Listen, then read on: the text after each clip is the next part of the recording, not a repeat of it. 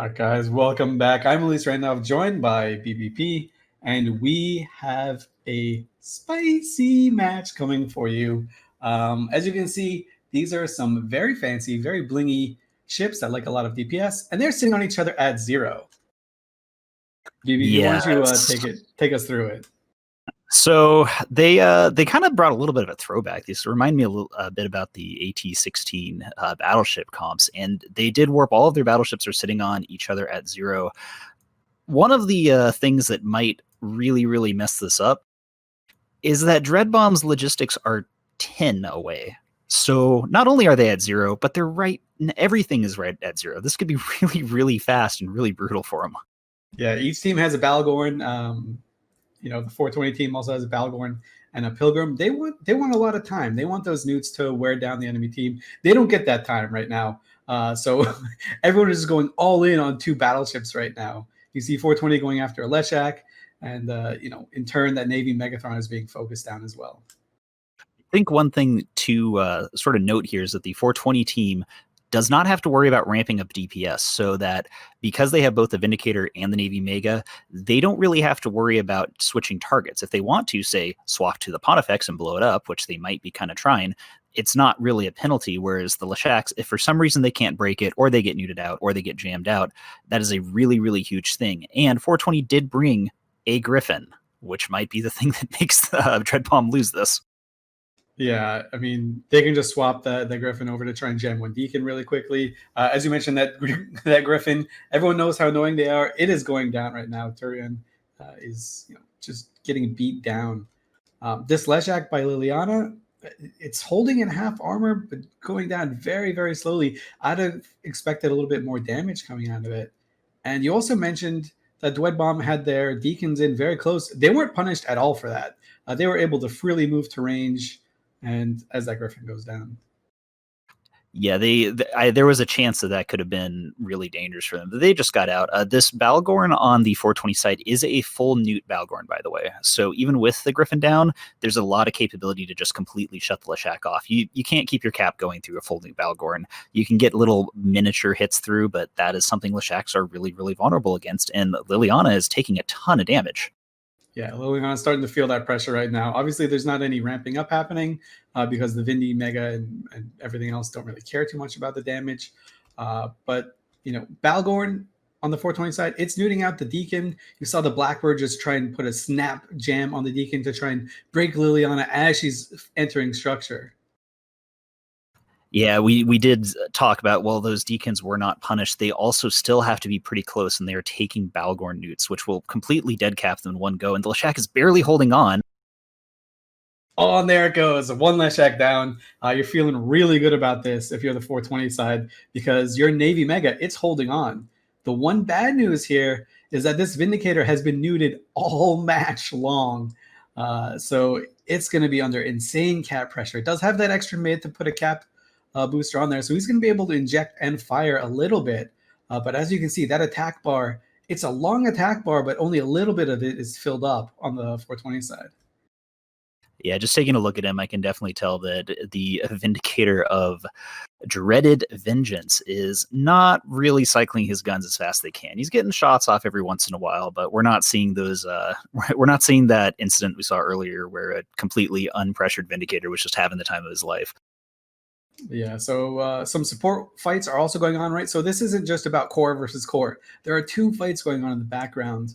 The support wing on both sides are trying to get a little bit of an advantage for their team. Looks like one Deacon is tackled by or on the 420 side. He's tackled, but they're not being able to apply any damage to him. So really, who cares? They're just pinning him down and hoping a mistake can happen eventually. He's really close. I feel like they could maybe turn and SWAT him at some point here. The Deacon's about maybe 15 to 20 kilometers away from that just giant blob of battleships that are sitting there just punching each other in the face. So it might be, that might be the move that they have to do, because Dreadbomb is not really breaking anything. In fact, the Navy Mega is back to full HP, where their Leshak of Loki is, dropping into 25% armor now. Yeah, it's going down. I mean, the new pressure on these Deacons by the 420 side is getting really noticeable now. Loki cannot tank that much more at all. You saw some some Dreadbomb going against after the Blackbird, but they don't have that much DPS left alive. These are armor Blackbirds. They can tank a little bit better than those shield ones could. They can, and they have a lot more potential for jamming too. So, this Leshak of Loki is dropping here, and he has gone down. And look at the attack bar of Dreadbomb. There's nothing there. Yeah, the Balgorns aren't really known for how much damage they can pump out. Obviously, they get bonuses to Newts and Nos. They can always be Nos and ABN. That's what the kids all say. But, they don't have a lot of damage. So all the damage left on the team is Pontifexes, a Jackdaw, and some Punishers. None of these ships are known for damage. There's nothing left. This Balgorn is still able to Newt out the Vindicator and keep him from firing, really. But this Navy Mega is unabated on the 420 side. Yeah, and the Vindicator is also now no longer being neuted, so he is going to begin to be able to start shooting, and you can see he's starting to pop those deacons. He just kind of turned and swatted one. Logistics frigates have really, really good signature. They're really hard to hit, and 90% webs don't care. Yeah, so that's one deacon down. The other one's been neuted all game anyway, so he can't do that much. Obviously, the cycle time on the heavy newts lets you rep a little bit, but you're not getting nearly as much as you want out of this. So the MLG Twin Turbo 3000 Empire Alliance Reloaded team, they went into Twin Turbo mode for this match for sure. Yeah, they are doing a very, it's kind of a more interesting. We haven't really seen any newt control teams so far, or at least none that have been implemented so well here. So we've seen a lot of people try with ECM. We've seen a couple tracking disruptor setups. Like, what's the power of the newts? Why is that such a different and maybe more risky play? So the newts need a lot of time for them to work, right? Early on, if you get neuted by Balgorn, who cares? You got full cap anyways. Now you're at 70% cap. That doesn't really matter. Where it really comes into play is as the match goes on longer and longer and longer, your cap gets under more and more pressure. You can do fewer things. You can't really maneuver around the field too well. There's nothing, like you can't fire in some instances. Like I'm sure this Vindicator has been crying for about 6 minutes that he's out of cap. And then when you try and use a module, all you hear is Aura saying the capacitor is empty over and over again. And it just breaks you down emotionally.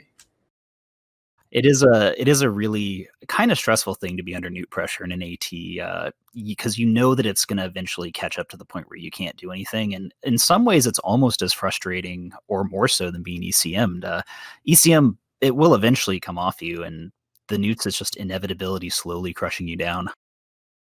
Yeah, it is very much soul crushing. So the 420 side, you saw them. Actually, they dropped some cap charges to try and get their Vindicator a little bit more involved. Say, hey, we looted some cap 800s here. You can fire again. So finally, he's able to do something as they are working on this Balgorn, the bane of their existence. But really heads up target calling on this 420 side. They knew what they had to do. They chewed through these Leshaks before the Balgorn became a big issue. And they did. And the Blackbird does have this Balgorn jammed out. Dreadbomb has probably no chance of actually pulling this out at this point, but 420 is being very, very smart. And like, okay, well, we're going to keep the Balgorn jammed out just so we can't, newt out our capacitor. We want to make sure that we finish him off. Because once you get that done, I mean, that's all over 75 points. And all they've lost is a Griffin so far.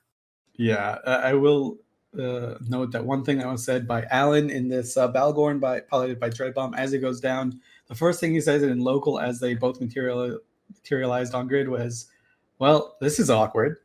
And it must have been very, very, very awkward for the Dreadbomb team. They did not want to see this. This is the last setup that they wanted to see for sure. And to follow up now that the match is almost over, Alan is doing what I feel like every EVE player's right is to do, and commenting on how fun it is to play against ECM with the quote, nice hard counter with the ECM smiley face. Yeah, that's a very sincere smiley face, I'm sure. He's not at all sad this entire match, where he was probably jammed for most of the time. But really well done on this Dreadbomb side. They lost a Griffin. They managed to keep their Blackbird up. Just great decision making. Obviously, they had a little bit of an advantage going in with their superior comp, but they didn't know that. Obviously, they don't know what the other team's going to pick until they land on grid. So, just really well done. I'm glad they swapped it into Twin Turbo 3000 mode for this one, because that would have been sad if they were to go. Yeah, it is always rough when any team is out, just because it's less people to less people to watch, less people to root for. But yeah, they played, MLG played so well here, and it's keeping that Blackbird alive. That's a huge thing. No one's really been able to do it on any team yet. So maybe it was just that the warpins were great, they had everything set up well. Maybe they're just that good at screening. I'd love to see the fits from these ships because there's a lot of play that you can do when you field ECM. It's not just like, oh, I'm going to fly Blackbird and jam you. You have to choose the jammer loadouts that you want to do. So I would imagine that the 420 side, they had a really hard read on what Dreadbomb would bring and just skewed all Amar jammers, full on everything Amar, just to keep everything jammed up. Yeah, which, that is always a risk. You can completely out meta yourself, but if that is the case, and it worked really, really well here. So, 420 gets to move on, winning 86-4, and we're gonna be seeing something pretty hype next up, I think.